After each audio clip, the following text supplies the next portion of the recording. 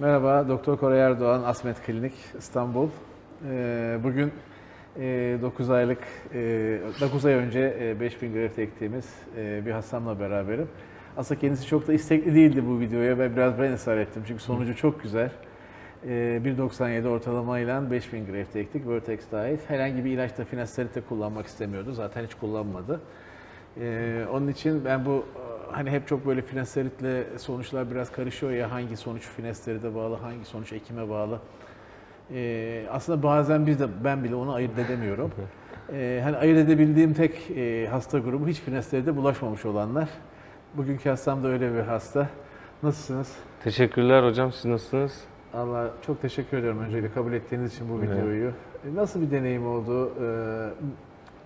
İşlem sürecinde mutlu olduğunuz, sizi mutsuz eden bu süreç, bekleme süreci biraz zor oluyor. Evet. Ya şöyle, tabii karar verme süreci bir kere başlı başına zaten bir zorluk gerektiriyor. Çünkü hayatınızı bir şekilde yaklaşık bir 10 günlük de olsa bir ara vermek zorunda kalacağınızı düşünüyorsunuz. Aslında insanlar genelde işlemden çekiniyorlar ama işlem o kadar endişe edecek bir şey değil. Benim beklediğimden çok daha kolay oldu. İlk önce onu söyleyeceğim. Benim beklediğimden çok daha kolay bir işlem oldu. Sonrası aslında daha zor bence. Sonrasında da yani ben aslında hani şanslı hastalardan bir tanesiyim. Pandemi döneminde zaten sokağa çıkma yasaklarının olduğu bir dönemde bu operasyonu yapmış olduk. Ve sonrası da zaten insanlar evdeydi. Ben de hani evde istirahat etme imkanı bulabildim. Ama ameliyat sonrası yani yaklaşık herhalde 3. günü ben ofise falan gittim. Yani ameliyat sonrasında ve insanlar hani bunu çok garipsemediler. Evet. Ödemim, şişliğim falan çok azdı. İşte buz tamponları vesaire yapıldı. Bütün bunlar aslında iyileşme sürecinde de çok hızlı bir şekilde iyileştiğini gördüm. O kısa saçlı dönemde benim hoşuma gitti. Yani hatta bir ara dedim ki hiç uzatmayacağım saçımı. Çok rahat işte yıkıyorsunuz saçınızı, çıkıyorsunuz, giyiniyorsunuz, ofise gidiyorsunuz falan. Yani beklediğimden çok daha az meşakkatli bir iş oldu. Aslında keşke daha önce yaptırsaymışım. Çok sevindim ya. Şimdi görenler ne diyorlar sonuçta? Şu güzel bir sonuç. Şimdi görenler aslında tabii yani benimki birazcık biraz saçım vardı. Hani hiç yok değildi. Saçım vardı.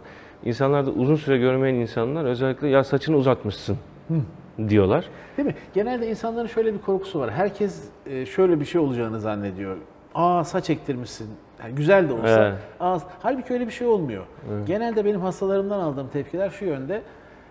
Diyorum ki hani sizi görenler ne diyor? Genelde şey diyorlar, zayıfladın mı, gençleşmişsin. Evet. İşte saçını sende bir değişiklik var. Bir değişiklik var. Değil mi? Sende bir değişiklik var. Veya işte saçını uzatmışsın. Ondan sonra saçına bir şey mi yaptırdın? Saçını mı boyattın? Ekmek kimsenin aklına gelmiyor, ektirmiyor. En son artık ben söylemek zorunda kalıyorum. Ben diyorum saç ektirdim. Ama çok da doğal gözüküyor. Ondan sonra inanmıyorlar. İşte gerçekten mi vesaire. Sonra çok güzel olmuş. Hep arkasından da yorumlar geliyor. İşte çok güzel olmuş, seni çok genç göstermiş. İşte en az 5 yaş gençleşmişsin falan. Hep pozitif tepki aldım şu ana kadar. Hiç negatif tepki almadım yani. Vallahi çok sevindim ya. Bir gösterebilir miyim saçınızı? Tabii. Kameralara da göstermek istiyorum. Bir başınızı çok hafif öne eğer misiniz? Biraz kaldırabilirsiniz. Biraz daha kaldırın. Evet, görüyorsunuz. Biraz daha kaldırabilirsiniz. Biraz daha. Hiç finasterit kullanmadınız ve bence çok da bir arkanızı da göstermek istiyorum. Donör bölgenizi de. Başınızı geriye doğru. Bakın şurada tepe bölgesi, bunlar da ekim saçları. Tabii nispeten daha seyrek. Çünkü 5000 kökün aslında bu kadar büyük bir alanı tamamen kapatmasına imkan yok. Muhtemelen ileride bir seansa daha ihtiyacımız olacaktır. Bir başınızı kaldırabilir misiniz? Donör bölgesini de göstereyim. Bakın donörde maşallah hani bir 5000 daha çok rahat çıkar bu donörden. O kadar güçlü ki donörünüz. Hiçbir şekilde ne işlemin yapıldığı belli oluyor. Tamamen homojenize ediyoruz. Zaten biliyorsunuz o keyboard'la donörün her bölgesini tarıyoruz. Ona göre bir dağılım yapıyoruz ve inanın çok donörünüzde eminim bakmışsınızdır ama siz tabii çok net göremeyebilirsiniz. Donörünüzde hiç bu işlem yapılmamış kadar iyi gözüküyor. Evet ya benim hani sonuçta kendi saçımı bu kadar inceleme imkanım olmuyor ama bu işlerde en çok yorum yapanlar kuaförlerim. Değil mi? Ya onlar zaten hani en olumlu tepkiyi verenler onlar. Çünkü onlar birçok farklı tabii görüyorlar. Farklı operasyonda görüyorlar. Hani onlar söyledi yani herkes biz böyle bir şey görmedik diyorlar yani şeyde. Çok teşekkür ediyorum. Ben Çok sağ teşekkür olun. ederim Kabul hocam. ettiğiniz Elinize için, sağlık. Desteğiniz için çok Evet. sağ olun.